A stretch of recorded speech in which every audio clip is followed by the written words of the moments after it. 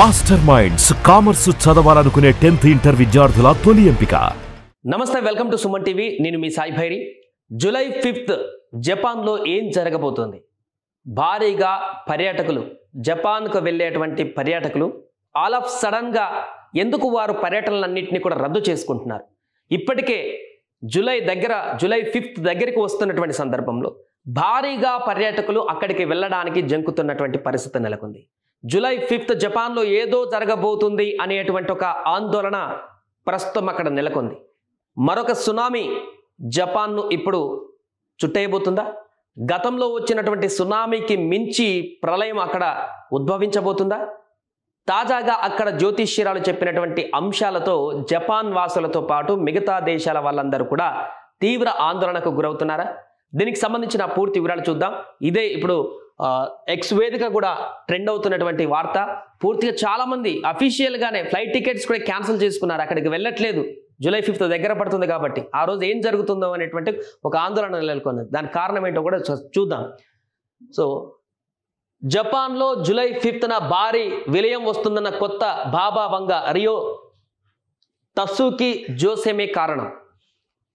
కొత్త బాబా వంగాగా పేరొందినటువంటి Japan జ్యోతిష్యురాలు Rio తత్సుకి bomb పేల్చారు. వచ్చే నెల 5 అంటే జూలై 5న జపాన్లో భారీ సునామీ రాబోతుందన్నారు.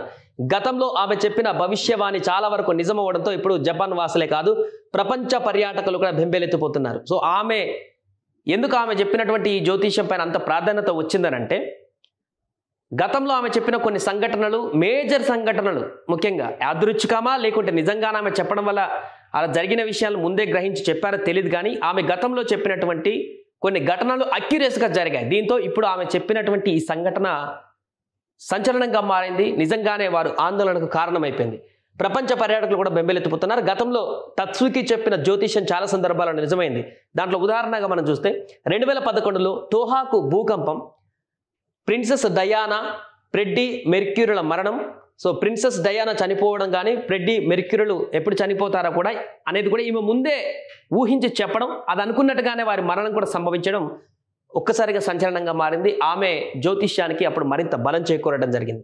తోహాకు భూకంపం అనే సంఘటన కూడా ముందు ఊహించి చెప్పడం, ఆ తర్వాత రావడం.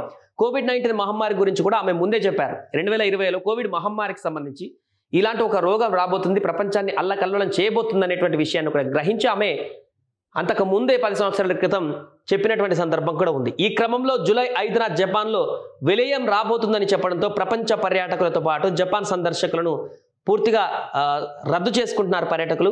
వచ్చే నెలలో పర్యటనను బుక్ చేసుకున్న టికెట్లను కూడా రద్దు చేసుకుంటున్నారు. హాంకాంగ్ నుంచి జపాన్కు విమాన టికెట్ల రిజర్వేషన్లు 83% తగ్గిపోయాయి. చూడండి, 83% తగ్గిపోయాయంటే అర్థం చేసుకోవచ్చు ఎంత భారీగా అక్కడ పర్యాటకులు వెనకడుగు వేస్తున్నారు. సరే, ఎక్స్ వేదికగా అక్కడ చూస్తే చాలా వరకు ఇదే అంశాలు. ఇంకా జూలై 5th ఇంకా దగ్గర పడుతుంది కాబట్టి ఇంకా 10 రోజులు మాత్రమే ఉంది కాబట్టి ఈ అంశానికి సంబంధించిన చర్చ కొనసాగుతుంది. ఎక్స్ వేదికగా జపాన్కి సంబంధించినటువంటి యూజర్లందరూ కూడా వారు పెడుతున్నటువంటి ఫొటోస్ కానీ, వారు పెడుతున్నటువంటి భయాందోళనలు కానీ ఇక్కడ కొంతమంది చేశారు. There has been a sudden fall of tourist to Japan from Hong Kong and other Asian countries due to the rumor that a major disaster will strike Japan on 5th July 2025.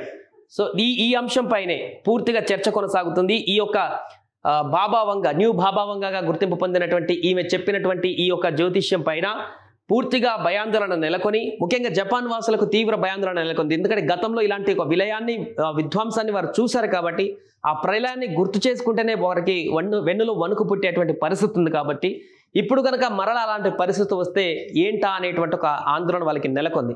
దీంతో పాటు పర్యాటకులుగా వెళ్ళేటువంటి వ్యక్తులు రిస్క్ తీసుకోవాల్సిన అవసరం లేనట్టుగా కనిపెడుతుంది ఇప్పుడు. ఎందుకంటే Thailand, హాంకాంగ్లో మొన్న చూసాం, భారీ భూకంపాలు రావడంతో ఇతర దేశాల నుంచి అక్కడికి వెళ్ళినటువంటి వారు కూడా చాలామంది ఆ భూకంప ఉధృతికి బలైపోయినటువంటి, అక్కడ ఆ సంఘటనలో స్టక్ అయిపోయినటువంటి వారందరూ కూడా ఉన్నారు. ఈ నేపథ్యంలో పోస్ట్ పోన్ చేసుకోవడమో లేకుంటే ఆ జూలై 5th ఎందుకు వెళ్ళడమో అని చెప్పేసి మొత్తం క్యాన్సిల్ చేసుకోవడమో, ఈ పర్యటన మొత్తం కూడా రద్దు చేసుకోవడమో జరుగుతుంది. ఈ కారణం చేత జపాన్ జూన్ 5th పూర్తిగా టికెట్స్ అన్ని పడిపోయాయి. టూరిస్టుల సంఖ్య అనేది 83% కూడా తగ్గిపోయింది హాంకాంగ్ నుంచి ముఖ్యంగా. సో ఆ రోజు ఏం జరగబోతుంది? నిజంగానే ప్రళయం రాబోతుందా? జపాన్ అంటే భూకంపం రాబోతుందా? సునామీ రాబోతుందా? ఎలాంటి పరిస్థితులు అక్కడ ఉండబోతున్నాయి అనేటువంటి ఒక ఆందోళన ఉద్రిక్త పరిస్థితి నెలకొంది.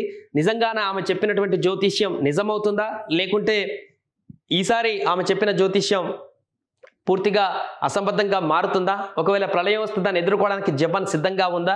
ఆ తర్వాత ఎలాంటి పరిణామాలు జరగబోతాయి అనేటువంటి ఒక అంశం అయితే చర్చనీయాంశంగా మారింది. ఏదేమైనా కూడా జపాన్ వాసులను తీవ్ర భయాందోళనకు గురి చేస్తున్నటువంటి ఈ అంశం, ఎందుకంటే 2012లో కూడా ఇలానే యుగాంతం జరగబోతుందంటూ ప్రపంచవ్యాప్తంగా మన దగ్గర అయితే ముఖ్యంగా గొర్రెలు కోళ్ళు అన్ని కోసేసుకొని తీవ్రంగా అసలు ఇంకా అయిపోయింది, ఇంకా బ్రతకమే అని చెప్పేసి మొత్తం పూర్తిగా దానికి ఆలోచనకి పడిపోయినటువంటి సందర్భాన్ని చూస్తాం. బట్ ఏం కాలేదు అప్పుడు.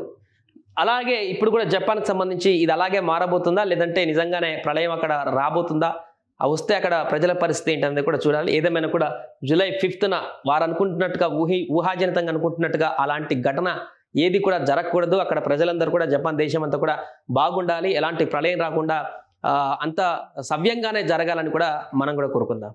సుమన్ టీవీలో మీ పర్సనల్ అండ్ బిజినెస్ ప్రమోషన్స్ కోసం కింది నెంబర్కి కాంటాక్ట్ చేయండి.